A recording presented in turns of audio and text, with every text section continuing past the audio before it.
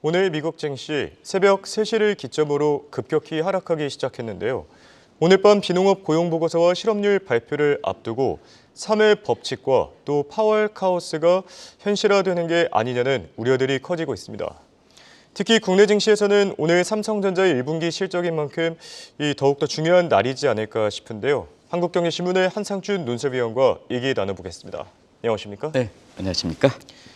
자, 오늘 미국 증시 사실 기분 좋게 출발했었거든요. 네, 그러다가 그렇습니다. 동부 시각, 그러니까 미국 시간 기준으로 오후 2시, 그리고 우리 시간으로는 새벽 3시부터 급락하기 시작했는데 이 고점과 저점만 놓고 봤을 때 다우 지수 정말 큰 폭으로 빠지지 않았습니까? 네, 일종 최고치와 최저치가 예. 한 860포인트 떨어졌으니까 이 대목에 대해서 가장 궁금해하실 거로 생각하는데요. 예. 우리가 이 방송을 통해서 경제가 좋으면 또 주가가 굉장히 높으면 지표 발표에 민감할 수밖에 없다. 그래서 향후에 미국 증시 여부와 관계없이 3주 전서부터는 차익 좀 실현해달라. 예. 주가가 올라간다 하더라도 베이스가 분모가 굉장히 높아져 있기 때문에 차익 실현이 올라가더라도 수익률이 그렇게 높은 건 아니다. 근데 만약에 떨어질 때는 확 떨어진다. 오늘 것처럼. 그렇기 때문에 이때는 투자자분들이 향후에 미국 경기라든가 증시 암단과 관련해서 좀 목표 수익률이 되면 차익 좀 실현해달라는 말씀을 드렸는데요. 이번 주는 역시 그 미국의 고용지표 3월달 집중적으로 발표되죠. 그래서 고용지표에 민감할 수밖에 없거든요. 예. 오늘 한번 보겠어요. 실업 청구 건수 높아졌죠. 그렇죠. 그다음에 챌린지 보고서에 감원 얘기가 크게 나왔죠. 그리고 미국의 GDP 아틀란타 나우가 1분기에 속보치 발표를 앞두고 2.8에서 2.5% 떨어졌다. 그러면 자, 오늘 시간, 미국 시간으로 발표되는 실업률이 좀 높게 나오는 게 아니냐. 감원 얘기 나오죠. 실업 청구 건수 높게 나오죠. 그다음에 성장률은 떨어지죠. 그러다 보니까 3월 실업률이 좀 높아지는 게 아니냐. 그러면 지금 상태에서 높아지면 바로 우리가 이런 문제 때문에 3의 법칙이라는 아라비아 숫자 3이 아니라 예. 사람의 뒤쪽에 있는 사람의 이름을 따서 크라우드 3이 이렇게 했던 3의 법칙 얘기를 했었던 거거든요. 예. 그 내용은 뭐 다들 아실 겁니다.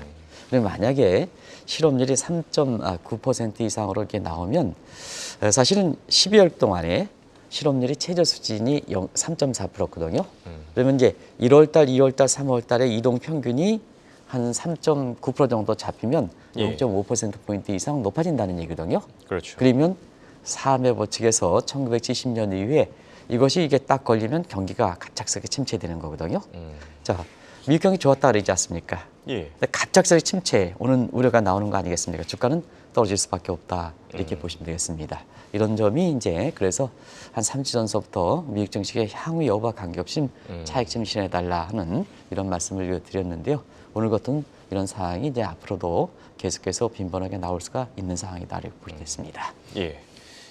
미국 증시가 급락했던 원인에 대해서 살펴봤고요. 이렇게 증시가 흔들릴 때는 무엇보다 연준 그리고 파월 의장의 역할이 참 중요하지 않나 싶은데 지금 시장 반응을 보면은 파월의 통화 정책 하우스가 오히려 상황을 더 어지럽게 만들고 있다고요? 네, 그렇습니다.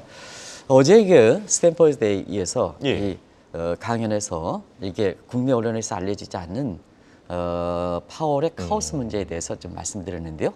예. 우리가 이제 증시가 이렇게 흔들릴 때는 페드의 역할은 증시 안정할 수 있는 기능을 하는 거 아니겠습니까? 정책 당국이라 하는 것은 사실 그 시장이 흔들릴 때는 그걸 안정시키는 것도 중요한 목적이거든요. 그렇죠. 오늘 같은 경우에는 다우존스 지수가 한 800포인트 흔들리는 상황에서 자, 이럴 때는 좀 페드 인사들이 발언이라든가 그다음에 페드 자체의 발권력을 갖고 있기 때문에 여기 안정 기능이 좀 필요한 거거든요. 그게 이제 국민들이 세금 먹고 공무원 생활을 하시는 분들의 어떤 역할 아니겠습니까? 근데 오늘 우리 홍영가께서도 지적을 해주셨습니다는 페드 인사들의 발언이 제각각이거든요.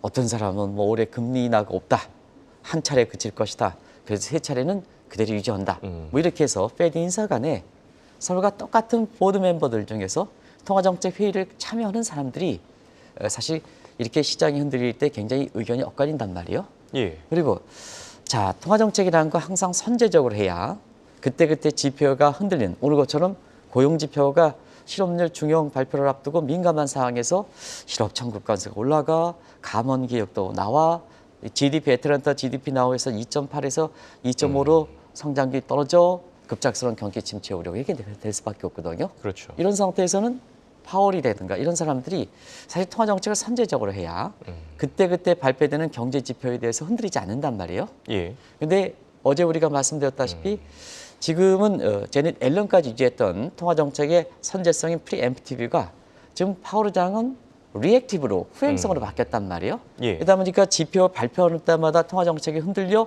오늘 같은 상황이 흔들릴 수밖에 없죠.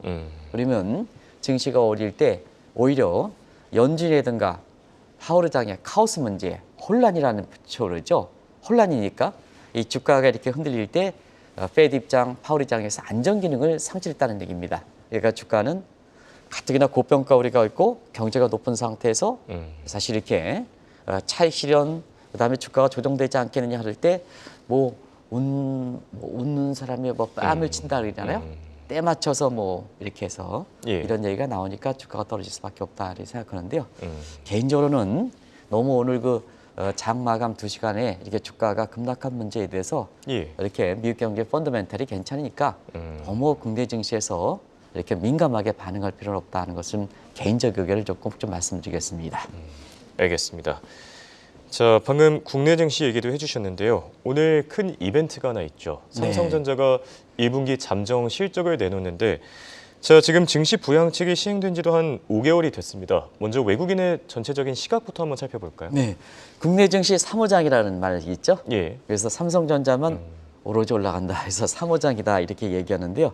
3호장을 일으키는 가장 이렇게 주원이 외국인이니까 외국인들의 좀 전체적인 시각을 한번 보겠습니다. 예. 삼성전자가 마감 지수로 85,000도 넘어서 85,300원이 됐네요. 그럼 이제 사실 외국인들 삼성전자 진짜 많이 사네요. 그렇죠. 여러분, 우리 김치현 PD께서 3월 29일부터 지금 보면은 굉장히 많이 주식을 사고 있는데요. 예. 자, 전체적으로 시각을 하기 위해서는 외국인들이 이렇게 그 주식을 사는 데에는 정부의 주식시장 개선 대책 관련해서 한번 쭉 시각을 한번 보여드리면 삼성전자 외국인에 대해서 앞으로 어떻게 될 건가 하는 것을 아실 수가 있지 않나 생각합니다. 예. 그 대목에서 그냥 쭉쭉 해봤습니다. 작년 11월 국매도 폐지, 국내 증권사는 이해관계에서 주가가 떨어질 것이다 대비해서 외국인들이 사서 굉장히 주가가 많이 올라갔죠. 예. 그래서 굉장히 우호적이다. 지금까지 공매도 폐지 문제에 대해서는 외국인들은 우호적으로 평가한다. 이렇게 보도했습니다. 대주주 양도세 문제는 우리나라 문제니까 외국인들에 대해서는 시각이 중립적이다 이렇게 보시됐고요. 예. 그다음 올해 1월에 코리아 디스카운트 해제 대책은 외국인이 유입됐기 때문에 약 한 12조 정도 유입됐기 때문에 굉장히 긍정적이다. 아직까지 기대가 높다.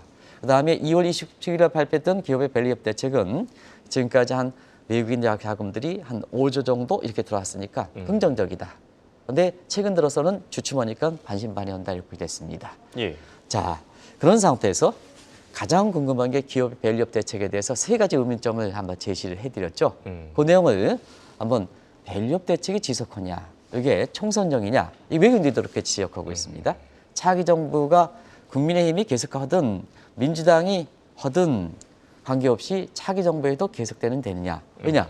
밸류업 대책은 장기성 가지기 때문에 이 의미를 제기한다. 첫 번째. 예. 두 번째는 상법 개정을 통해서 어차피 밸류업은 기업들이 자발적 참여를 해야 되는데요.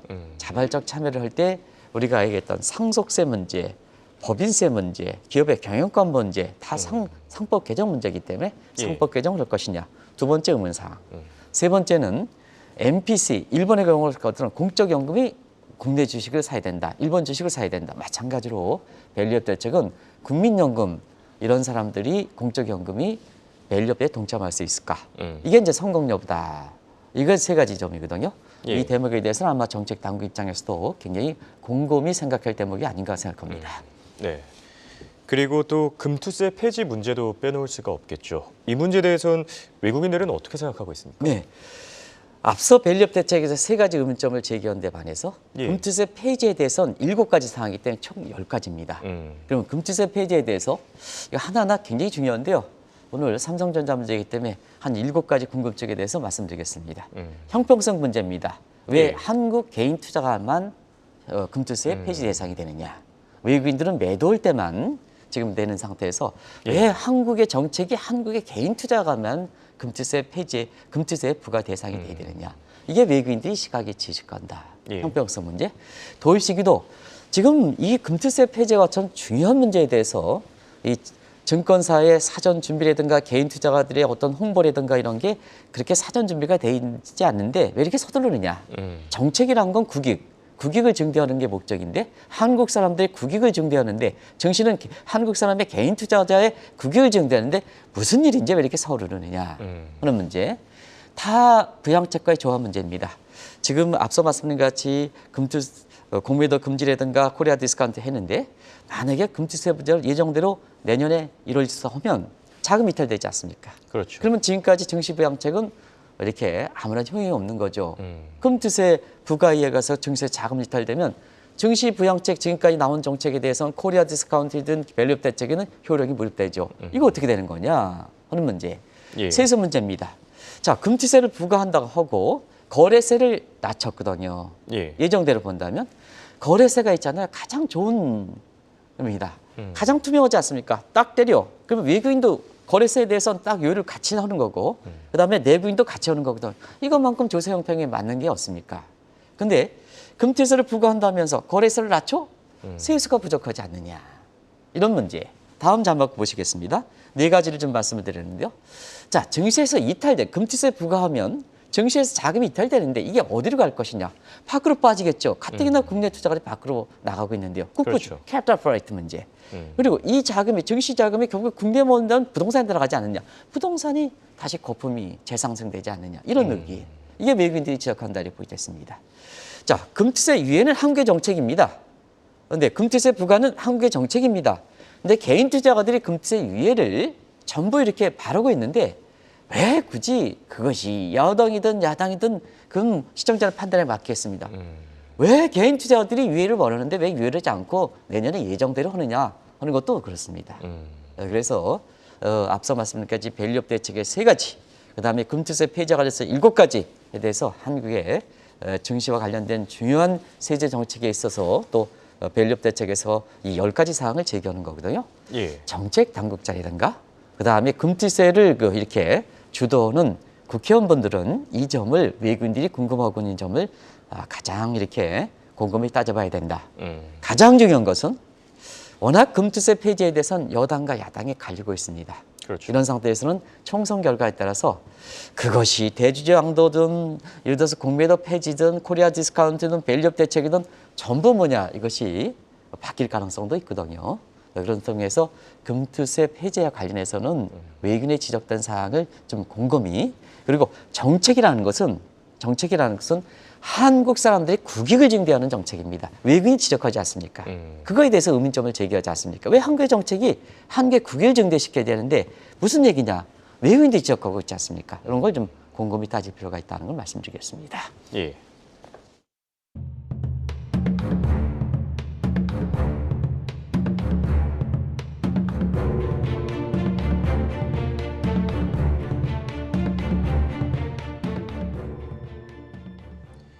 외국인들이 가진 궁금증 그리고 시각에 대해서 알아봤는데요. 그렇다면 혹시 기피하는 아니면 불편해하는 종목들도 있습니까? 네. 사실은 어제 카카오가 예. 이렇게 5만 원 선이 깼습니다. 한때 국민의 주로 추영받았지 않습니까? 그렇죠. 근데 이 시간을 통해서는 카카오에 대해서 개인적으로 관계가 없다. 바이든 정부의 빅테크에 대해서 규제를 했지 않습니까? 예. 그래서 그 빅테크에 규제하는 상태에서 사회적 밸류 상태에서 ESG가 나온 거고요. 그다음에 여러 가지 빅테크 규정 과정에서 테크레시 문제, 지금 보여주시네요. 49,300원까지 떨어졌습니다. 이것이 한때는 2021년 바이든 정부가 출범 직후에는 17만 원대까지 갔던 겁니다. 딱 3분의 1 토막하다 보니까 굉장히 투자자들이 원성이 젖어지는 거죠. 근데 그때 당시에도 자 바이든 정부 이후에 경제와 이 빅테크 간의 불균형 문제를 좀 말씀드린 적이 있습니다. 예. 빅테크는 쏠림 현상이죠. 계층 간 불균형, 기업 간 불균형, 소득 간 불균형 처리하자 보니까 자 민주주의는 1인 1표 주지 않습니까? 그러면 경제에서 효율성 증대해서 쭉 해서 빅테크 독과점 되면 밑에 있는 사람들을 밑에 있는 많아질 수밖에 없거든요. 근데 민주주의는 뭐냐? 1인 1표주기 때문에 윗사람 잘 나가는 사람보다 밑에 사람을 지향할 수밖에 없거든요. 예. 그러면 한 나라의 대통령 입장에서 어떠냐? 국민의 화합과 통합이죠. 국민의 화학과 바이든 정부는 국민의 화학과 통합이니까 빅테크에서 리나 칸이라든가 이런 사람 등장해서 빅테크를 규제해서 독과점 규제했던 겁니다. 그래서 테크래시 문제가 나온 거죠. 그렇죠. 네, 이때부터 카카오 문제에 대해서 자 사회적 밸류가 중시하는데 이 2년 전서부터 사실 카카오 문제에 대해서는 이 방송을 통해서 굉장히 두들겼습니다. 왜냐하면 기업이라는 것은 이윤이 나더라도 사실 국민 전체 사회적 기능, ESG라든가 이런 거에서 가지 말아야 될 게 있지 않느냐. 이윤이 나더라도 사실 국민적인 입장에서 하지 말아야 될 업무가 있다는 얘기입니다. 기업이 있다는 얘기입니다. 예. 근데 카카오는 뭐냐? 골목 상권 다 짚어줘. 글로벌 나갔습니까? 무슨 글로벌 나갔습니까? 골목 상권에 소상공인이 있는 거 다 해줘. 카카오 택시를 등장해서 뭐 일반 개인 택시라든가 그다음에 어렵게 가는 회사 택시들 다 해줘.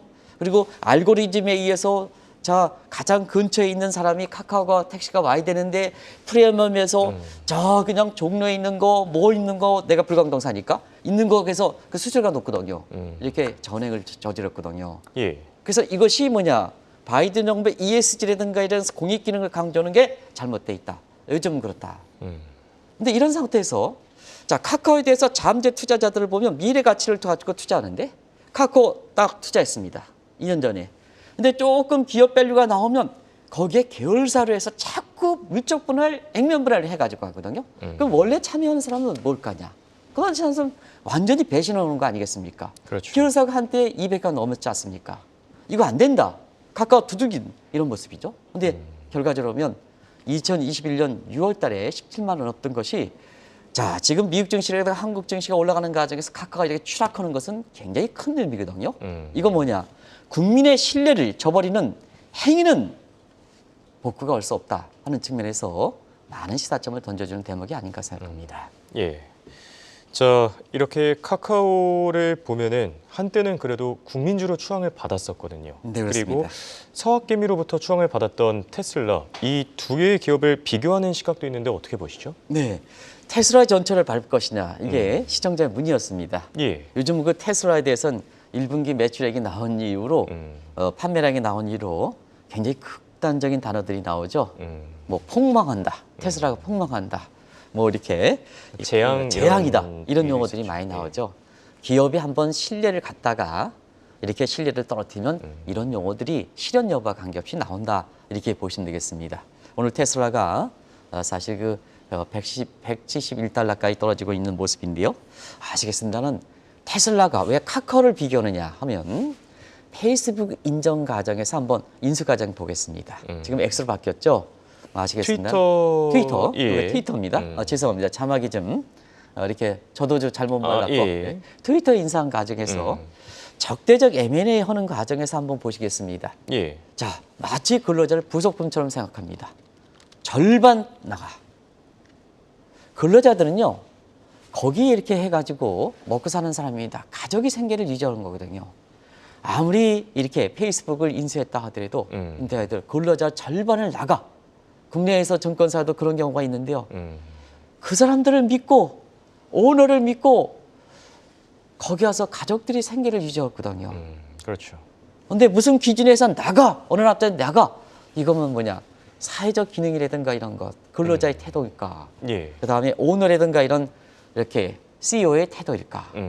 본인들은 연봉을 몇십 배, 몇십억씩, 몇백억씩 가져가면서 이런 문제거든요. 그럼 머스크 한번 보겠습니다. 당신은 근로자 쫓기면서 사제로 오피니언 하는데요. 마약하죠, 뭐하죠 이러죠. 그러다 보니까 이렇게 테슬라가 아직 그렇게 우려할 상황은 아니다 하더라도 예. 1분기 이 판매량이 굉장히 하다 보니까 각종 신뢰가 떨어지는 상황에서 폭망한다. 뭐 이렇게 그런 용어들이 나온다고 보겠습니다.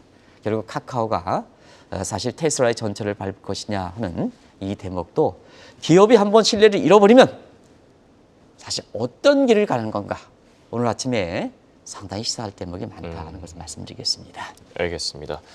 자, 이렇게 외국인들이 기피하는 종목에 대해서 살펴봤는데요. 그렇다면 선호하는 종목도 있겠죠? 아무래도 이제 선호한 종목은 삼성전자 자체적으로 작년에 다른 기업들도 다 공생적으로 했던 감산 조치 이런 이 조치와 함께 최근에 그 한국의 여러 가지 그 반도체 업황 문제 이런 문제에서 산업적인 대세 추세에 맞물려서 외국인들이 가장 선호하는 업종이 삼성전자죠. 뭐 SK 하이닉스고 그래서 3호장이라는 얘기가 나오고 있는데요. 예. 이 대목은 뭐 시청자 여러분한테 누누이 잘 말씀드렸습니다. 그래서 작년 그 4월부터 국내 증권사 대부분이 테슬라의 가격 할인에 대해서 긍정적 평가, 테슬라 사시오 이렇게 했는데 우리는 이 방송을 통해서 테슬라의 가격 할인 정책은 너무 이기적 게임입니다. 경쟁사의 마켓 시어를 뺏는 노이먼 방식의 이적 게임입니다. 이거 안 됩니다. 결과적으로 실패를 했죠. 예. 그런데 삼성전자의 감사는 작년에 1분기 실적이 96% 시력이 발생했지 않습니까?